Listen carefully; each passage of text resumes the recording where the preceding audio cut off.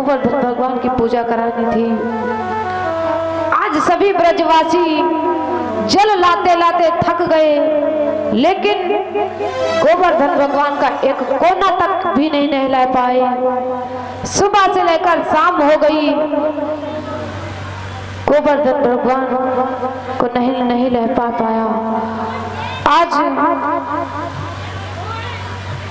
जिस समय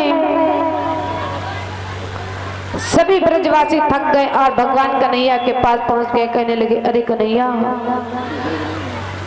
तुमने हमसे कहा था कि मेरा भगवान तो स्वयं दर्शन देता है, लेकिन आज सुबह से शाम हो गई, जल भरते भरते हम लोग गोवर्धन का एक कोना भी नहीं नहला पाए। क्या होगा? भगवान कन्हैया सभी ब्रजवासी को समझाते हुए कहने लगे, अरे तुम लोग चिंता क्यों करते हो? आप लोग हाथ जोड़कर मेरे गोवर्धन भगवान के पास बैठ जाओ और वो स्वयं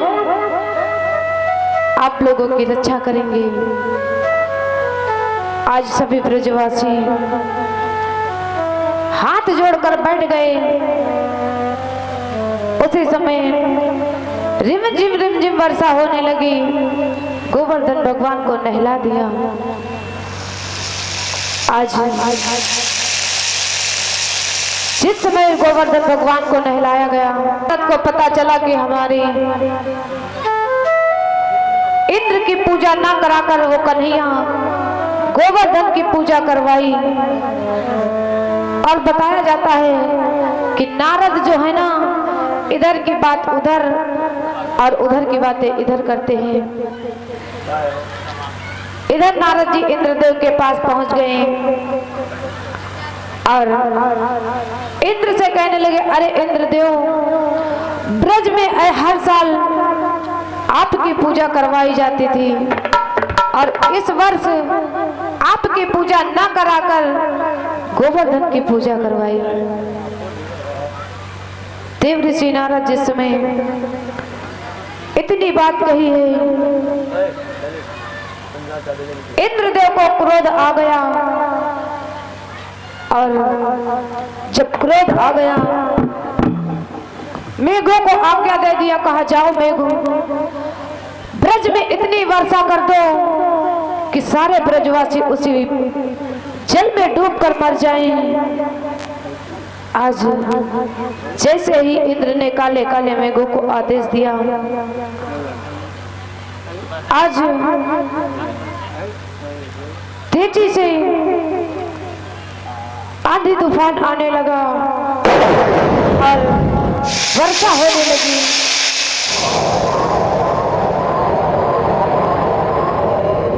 आइए भगवत प्रभु, कैसे बादल पर बादल आ रहे हैं कि काले पीले नीले सफेद बादल पर बादल आने लगे और टूटने लगी बिजली, ब्रज पर वंचास पवन सन्नाने लगे।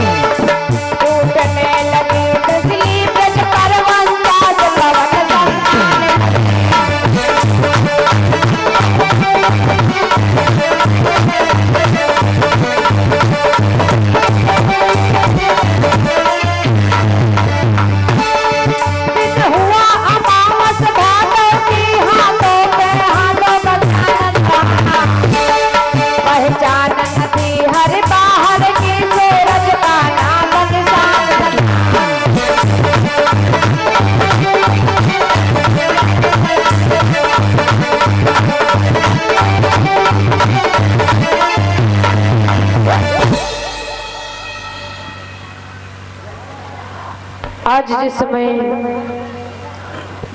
पर बादल आ गए, बिजली धड़क कड़कने लगी, जल वर्षा होने लगी। सारे ब्रजवासी जिस समय जल वर्षा होने लगी, इतनी ज्यादा वर्षा हुई, इतनी तेज तेज से वर्षा होने लगी कि सभी ब्रजवासी भागने लगे इधर उधर। गायें भी चिल्लाने लगी और सभी त्राय त्राय करने लगे भगवान कन्हैया के पास जिस समय पहुंचे हैं। कहने लगे, अरे कन्हैया, बताया जाता है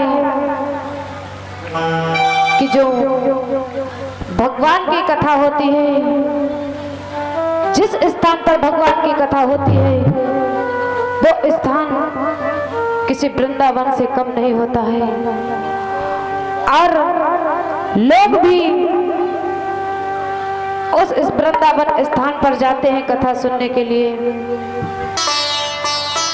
बताया जाता है कि एक गांव में भागवत कथा हो रही थी, जैसे कि इस गौरिया प्रवाह में कथा हो रही है। और इधर जैसे उस गांव में कथा हो रही थी, वहां पर एक पंडित और पंडितानी रहती थी। पंडित कपड़े की दुकान किए थे और पंडितानी अपने घर का कार्य करती थी।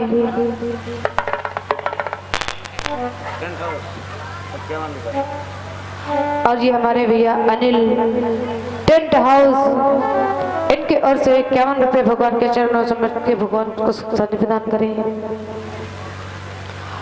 आज जैसे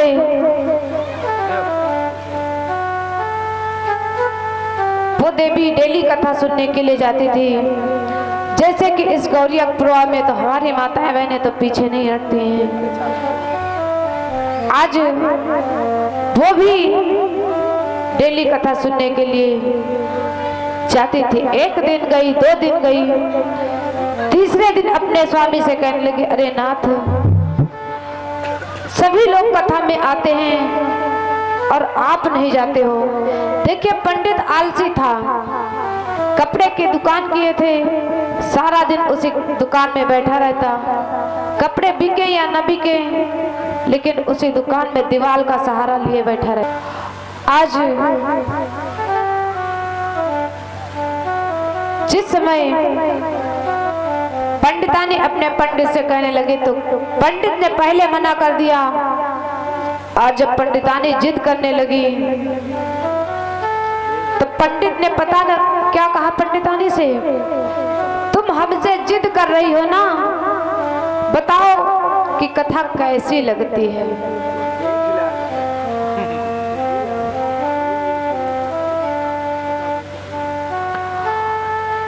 और ये हमारी छोटी सी बिटिया सुभी यादव, इनकी ओर से 101 रुपए भगवान के चरणों में समर्पित के भगवान को सुख शांति प्रदान करें।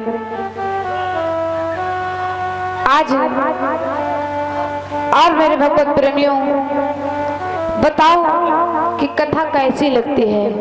आप लोगों से पूछते हैं, कैसी लगती है कथा? खट्टी लागत। अच्छा, हमारे ये ढोलक भैया कह रहे हैं कि कथा खट्टी लागत है। हाँ, नहीं, ढोलक भैया। आज जैसे उस पंडित ने पूछा कि कथा कैसी लगती है, तो पंडितानी सोचने लगी कि जाते तो हम भी डेली थे, लेकिन हमें भी नहीं पता कि कैसी लगती है कथा। सोचती रही, कहने लगी, क्या बताए, क्या न बताए, क्या बताए, क्या न बताए। एकदम से पंडितानी के मन में बात आई और कहने लगी, स्वामी बताएं कैसी कथा लगती है। अरे कथा मीठी लगती है। जैसे इतनी बात कही तो पंडित ने कहा, अरे जब कथा मीठी लगती थी तो मेरा आज जिस समय पंडित ने कहा मेरा 2 दिन का घाटा करवा दिया, अरे जब कथा मीठी लगती थी तो मुझसे पहले बताते। जैसे ही कथा का दूसरा दिन आया, पंडित और पंडितानी साथ में कथा सुनने के लिए जिस समय पहुंचे, पंडितानी अपने डिपार्टमेंट में पहुंच गई, बैठकर कथा सुनने लगी। और पंडित जो थे आलसी थे, खड़े रहे देख रहे हैं कि अगर किसी चीज का मुझे सहारा मिल जाता तो उसी का सहारा लेकर मैं कथा सुनता। पंडित जी ने देखा कि पंडाल के बाहर एक मोटा सा पेड़ था। पंडित जी उसी पेड़ का सहारा लेकर बैठ गए। व्यास जी आए, कथा चालू की। कथा का समय पूरा हुआ और पंडित जी कथा सुनते सुनते उसी पेड़ का सहारा लेकर सो गए। जिस समय पंडित सो गए, कथा बंद हुई, आरती हुई, प्रसाद बटा, सभी प्रसाद लेकर अपने अपने गृह मंदिर को चले गए। और पंडित जी सो रहे हैं। पता कैसे? पंडित जी का मुंह खुला हुआ है डब्बा सा। जिस समय सारे भक्त प्रसाद लेकर चले गए, पंडित जी डब्बा सा मुंह फैलाते हुए सो रहे हैं। उसी समय एक कुत्ता आया और कुत्ते को लगी थी लपशंका। इधर उधर देखा तो उसी पेड़ के नीचे जो पंडित जी बैठे थे सो रहे ना, उसी पंडित के मुंह में एक कुत्ता ने लपशंका कर गया। जैसे ही कुत्ता तो अपना काम करके चला गया और पंडित जी जब जगे तो अपना मुंह बंद किया, जीभ इधर उधर को घुमाई तो उसे बहुत उसका मुंह खराब हो गया।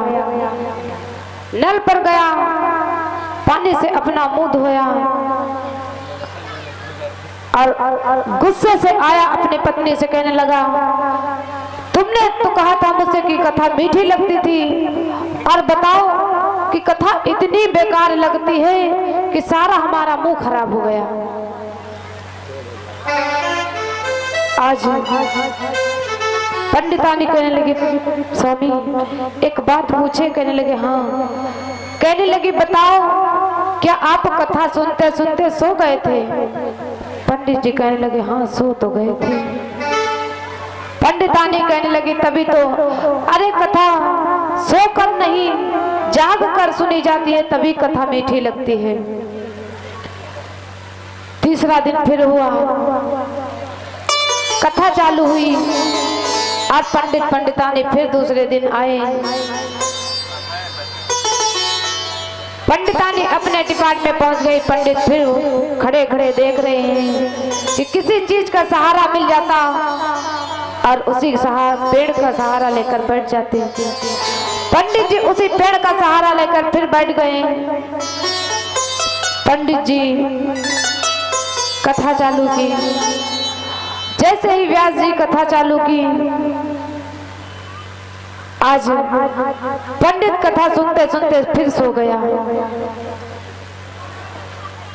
जैसे ही कथा बंद हुई, आरती हुई, प्रसाद बटा, सभी लोग प्रसाद लेकर चले गए।